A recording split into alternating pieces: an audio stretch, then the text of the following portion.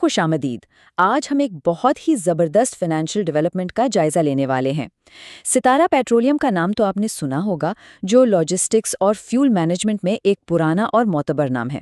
لیکن اب game change ہو رہی ہے، کیونکہ یہ ایک مکمل آئل مارکیٹنگ کمپنی یعنی OMC بننے جا رہے ہیں۔ تو اس مارکیٹ میں آنے والا یہ نیا IPO کس حد تک ٹھوس بنیادوں پر کھڑا ہے؟ اسٹریٹجک انفراسٹرکچر سے لے کر مستقبل کی الیکٹرک وہیکلز کی مارکیٹ تک ہم ہر پہلو کا بالکل غیر جانبدارانہ جائزہ لیں گے۔ تو سب سے بڑا سوال جو ہم سب کے ذہن میں آتا ہے وہ یہ ہے کہ کیا ستارہ پیٹرولیم کے اس IPO میں پیسہ لگانا واقعی ایک شاندار موقع ہے، یا پھر یہ پیٹرولیم انڈسٹری کے روایتی اتار چڑھاؤ اور رسک کا شکار ہو سکتا ہے؟ اس کا جواب تلاش کرنے کے لیے ہمیں ان کے فائنینشیل اہداف، بزنس پلان اور رسک مینجمنٹ کو حقائق کی روشنی میں ٹیسٹ کرنا ہوگا۔ جلدی سے دیکھ لیتے ہیں کہ آج ہم کیا کیا کور کرنے والے ہیں۔ پہلے ستارہ IPO کا بنیادی جائزہ، پھر ان کی ریٹیل اور سہولیات میں توسیع، اس کے بعد ان کا اسٹریٹجک اسٹوریج انفراسٹرکچر، EV یعنی الیکٹرک وہیکلز کے حوالے سے ان کی فیوچر پلاننگ، پھر فیول پرائس کے رسک کو ہینڈل کرنے کا طریقہ، اور آخر میں ان کے ریونیو ٹارگٹس۔ تو چلیں شروع کرتے ہیں۔ سب سے پہلے بات کرتے ہیں ستارہ IPO کے جائزے اور ان کے ایک جدید OMC بننے کے سفر کی۔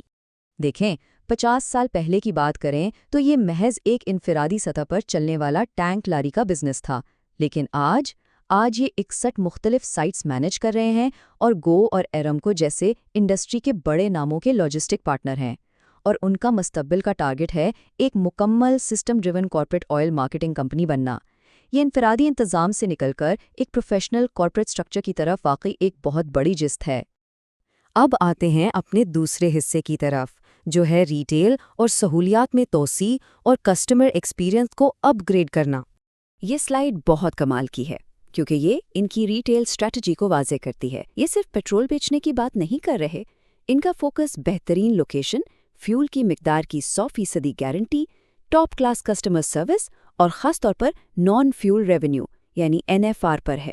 اس کا سیدھا سا مطلب یہ ہے کہ ایک عام سے 400 اسکوائر فیٹ کے اسٹیشن کو ایک مکمل کنزیومر ہب میں بدل دیا جائے تاکہ پروفٹ مارجنز میں زبردست اضافہ ہو سکے۔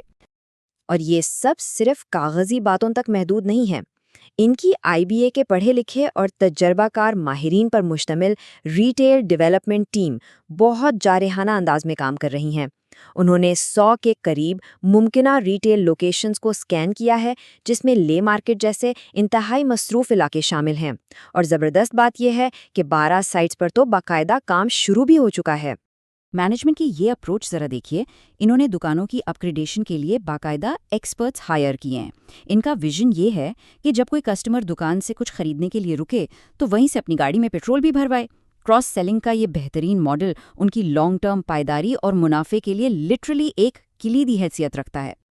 اب چلتے ہیں تیسرے حصے پر، اسٹریٹجک اسٹوریج انفراسٹرکچر، اور یہ کہ IPO کا اصل سرمایہ آخر لگ کہاں رہا ہے۔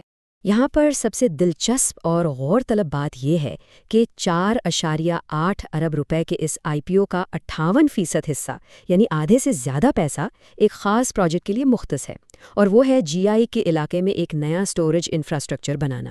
اس کی وجہ یہ ہے کہ اس علاقے میں سٹوریج کی شدید کمی ہے۔ کمپنی اس مارکیٹ گیپ کو بھر کر فوراً فائدہ اٹھانے کی تیاری میں ہے۔ اور اس میں سب سے پرکشش بات کیا ہے؟ اس پروجیکٹ کا پے بیک پیریڈ۔ توقع ہے کہ صرف 4 سال کے مختصر عرصے میں یہ سرمایہ کاری اپنی لاگت پوری کر لے گی۔ وہ اس لیے کیونکہ یہ سٹوریج صرف ان کے اپنے استعمال کے لیے نہیں ہوگا، بلکہ اسے دوسری کمپنیوں کو رینٹ پر دے کر ہاسپٹیلٹی کے ذریعے ایک مستقل اور شاندار آمدنی کا ذریعہ بنایا جائے گا۔ آئیے چوتھے پوائنٹ کی طرف بڑھتے ہیں، الیکٹرک وہیکلز یعنی EV کے ذریعے بزنس ماڈل کو فیوچر پروف بنانا۔ ہم سب جانتے ہیں کہ 2040 کے بعد روایتی ایندھن کا استعمال کافی حد تک کم ہو جائے گا۔ اس لیے کمپنی نے صرف پیٹرول پر انحصار نہیں کیا، بلکہ اپنے 5 سالہ بزنس پلان میں الیکٹرک وہیکلز کے شعبے کے لیے پورے 1.5 ارب روپے کی خطیر رقم مختص کی ہے۔ یہ کوئی چھوٹا تجربہ نہیں، بلکہ انرجی کے بدلتے ہوئے ٹرینڈز کے ساتھ چلنے کا ایک سنجیدہ اور بڑا عزم ہے۔ پرانے ماڈل اور ان کی نئی سوچ کا موازنہ کریں تو بات اور بھی صاف ہو جاتی ہے۔ روایتی ایندھن کے بجائے یہ اب EV انفراسٹرکچر کے لیے پروفٹ شیئرنگ کے نئے ماڈلز لا رہے ہیں۔ اس میں ایک بہت ہی زبردست اور نیا آئیڈیا کراچی جیسے بڑے شہر کے لیے 10 منٹ کی ای وی ریسکیو سروس کا ہے۔ ذرا سوچیں، راستے میں گاڑی کی بیٹری ختم ہو گئی اور یہ موبائل ریسکیو سروس اسے وہیں چارج کر کے دوبارہ سفر کے قابل بنا دے گی۔ اور بات یہیں ختم نہیں ہوتی، انہوں نے کیپٹل اسمارٹ موٹرز کے ساتھ ایک کمال کی پارٹنرشپ بھی کی ہے۔ مقصد کیا ہے؟ 1000 سی سی گاڑیوں کی طاقت کے برابر الیکٹرک گاڑیاں متعارف کروانا، اور حیرت انگیز طور پر وہ بھی صرف 50 لاکھ روپے کی انتہائی مناسب قیمت پر۔ مڈل کلاس تک ای وی کو پہنچانے کا یہ قدم ان کی لانگ ٹرم گروتھ اور مارکیٹ پوزیشن کے لیے ایک گیم چینجر ثابت ہوگا۔ اب ذرا ایک بہت ہی پریکٹیکل پہلو کی طرف آتے ہیں۔ حصہ 5واں، ایندھن کی قیمتوں کے اتار چڑھاؤ کو ہینڈل کرنا۔ انڈسٹری کے رسکس کو یہ کس طرح مینج کر رہے ہیں، یہ دیکھنا بہت امپورٹنٹ ہے۔ اچانک قیمتیں بڑھ جائیں تو ان کے پاس بینکوں کی غیر استعمال شدہ کریڈٹ لائنز موجود ہیں۔ کیرنگ کاسٹ کا مسئلہ ہو تو ان کا مضبوط B2B لاجسٹک نیٹ ورک اسے بخوبی سنبھال لیتا ہے، اور پیٹرول ختم ہونے یا زیادہ انوینٹری کے مالی نقصان سے بچنے کے لیے یہ 3 سے 8 دن کا ایک پرفیکٹ انوینٹری بفر رکھتے ہیں، بالکل متوازن۔ اس کے علاوہ حکومتی پالیسیاں بھی ان کے لیے انتہائی سازگار ثابت ہو رہی ہیں۔ ایک وقت تھا جب ڈیلر مارجن محض ₹1.20 تھا، جو اب تاریخی کم ترین سطح سے لگ بھگ 8 گنا بڑھ چکا ہے، اور چونکہ یہ کمپنی 61 سائٹس براہ راست مینج کرتی ہے تو مارجن میں ہونے والا یہ اضافہ براہ راست ان کے پروفٹ کو اوپر لے کر جاتا ہے۔ اور اب ہمارے ایکسپلینر کے آخری حصے کی طرف چلتے ہیں، متوقع آمدنی سے آگے نکلنا، یعنی 11 مئی کی سبسکرپشن سے پہلے ان کے فائنینشلز پر ایک نظر۔ یہ نمبرز واقعی حیران کن ہیں۔ انہوں نے اپنے ہی ٹارگٹس کو غیر معمولی حد تک پیچھے چھوڑ دیا ہے۔ ریونیو کا ٹارگٹ 120 ارب روپے تھا، لیکن اصل ریونیو 150 ارب روپے کو چھو رہا ہے، اور پروفٹ 3.2 ارب کا ٹارگٹ تھا، جو کہ اب 5 ارب روپے کے ہندسے کو بھی کراس کر چکا ہے۔ یہ ان کی بہترین آپریشنل کارکردگی کا واضح ثبوت ہے۔